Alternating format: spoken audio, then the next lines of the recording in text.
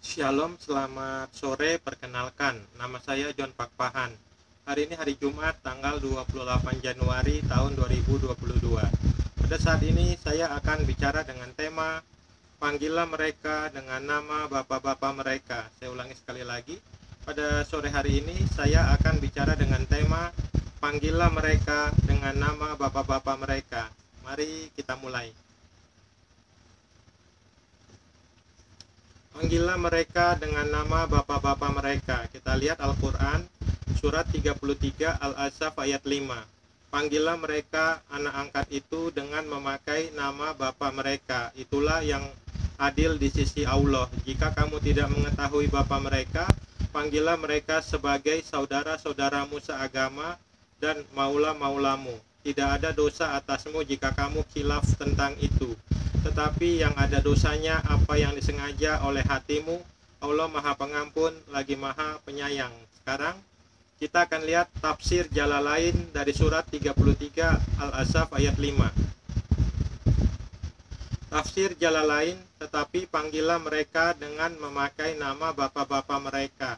Itulah yang lebih pertengahan, lebih adil pada sisi Allah. Dan jika kalian tidak mengetahui bapak-bapak mereka, maka saudara-saudara kalian seagama dan maula-maula kalian, yaitu anak-anak paman kalian, dan tidak ada dosa atas kalian terhadap apa yang kalian khilaf padanya dalam hal tersebut, tetapi yang berdosa itu ialah apa yang disengaja oleh hati kalian sesudah adanya larangan. Dan adalah Allah Maha Pengampun atas apa yang terlanjur kalian katakan sebelum adanya larangan, lagi penyayang kepada kalian. Saya akan jelaskan, ini penjelasan dari saya terhadap surat 33 Al-Ahzab ayat 5. Ini penjelasan dari saya terhadap surat 33 Al-Ahzab ayat 5. Keterangan dari John Pakpahan, panggillah mereka anak angkat itu dengan memakai nama bapak mereka. Apakah Nabi Isa Al-Masih alaihissalam juga dipanggil dengan nama bapaknya? Jika kalian tidak mengetahui bapak-bapak mereka, maka saudara-saudara kalian seagama dan maula-maula kalian. Kenapa Nabi Isa Al-Masih alaihissalam dipanggil dengan nama Isa putra Maryam? Saya ulangi sekali lagi. Kenapa Nabi Isa Al-Masih alaihissalam dipanggil dengan nama Isa putra Maryam? Tidak ada dasar dalilnya seorang anak dipanggil dengan nama ibunya di kalangan Bani Israel, tetapi seorang anak dipanggil dengan nama bapak-bapak mereka. Saya ulangi sekali lagi. Tidak ada dasar dalilnya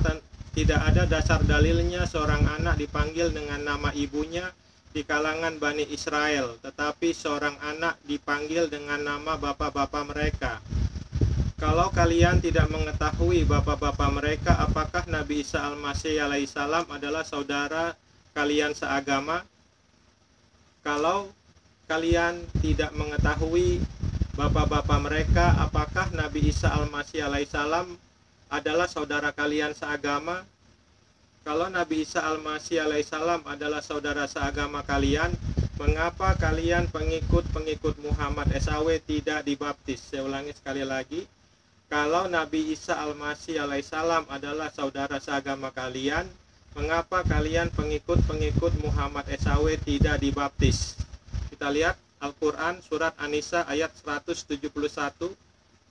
Wahai ahli kitab, janganlah kamu melampaui batas dalam agamamu, dan janganlah kamu mengatakan terhadap Allah kecuali yang benar. Sungguh Al-Masih Isa putra Maryam itu adalah utusan Allah dan yang diciptakan dengan kalimatnya yang disampaikannya kepada Maryam dan dengan tiupan roh darinya. Maka berimanlah kepada Allah dan rasul-rasulnya, dan janganlah kamu mengatakan Tuhan itu tiga. Berhentilah dari ucapan itu lebih baik bagimu. Sesungguhnya Allah Tuhan yang Maha Esa, Maha Suci, Dia dari anggapan mempunyai anak.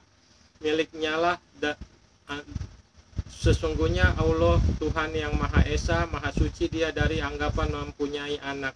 Miliknya lah apa yang ada di langit dan apa yang ada di bumi, dan cukuplah Allah sebagai pelindung. Ini penjelasan saya terhadap surat An-Nisa ayat 171.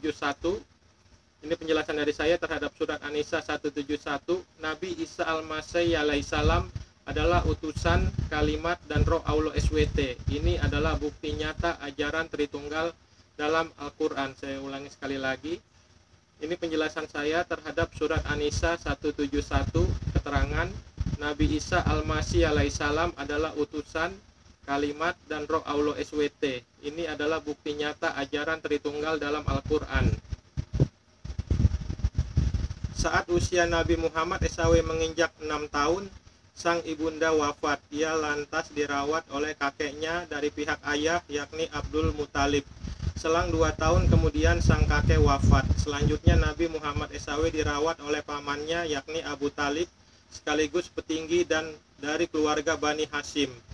Apakah Muhammad SAW waktu dirawat kakeknya Abdul Muthalib dan pamannya Abu Talib juga dipanggil dengan nama bapaknya? Saya ulangi sekali lagi. Apakah Muhammad SAW waktu dirawat kakeknya Abdul Muthalib dan pamannya Abu Talib juga dipanggil dengan nama bapaknya? Karena menurut riwayat hidup Muhammad SAW, setelah 4 tahun kematian ayahnya, Muhammad SAW baru dilahirkan ibunya Aminah.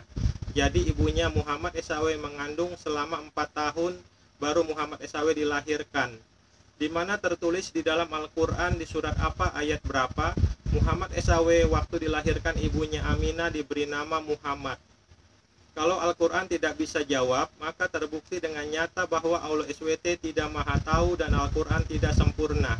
Karena Muhammad adalah gelar, bukan nama sebenarnya Muhammad SAW. Karena Muhammad adalah gelar, bukan nama sebenarnya Muhammad SAW.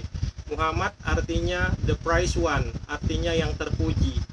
Biar kalian semua pengerti, saya beri pembanding. Insinyur Soekarno, insinyur adalah gelar, Soekarno adalah nama. Kalau Abdul Muthalib kakeknya dan Abu Talib pamannya tidak tahu siapa nama sebenarnya Muhammad SAW, maka panggillah Muhammad SAW dengan nama bapaknya atau saudara kalian seagama. Terima kasih, Shalom, Tuhan Yesus Kristus memberkati. Dadah.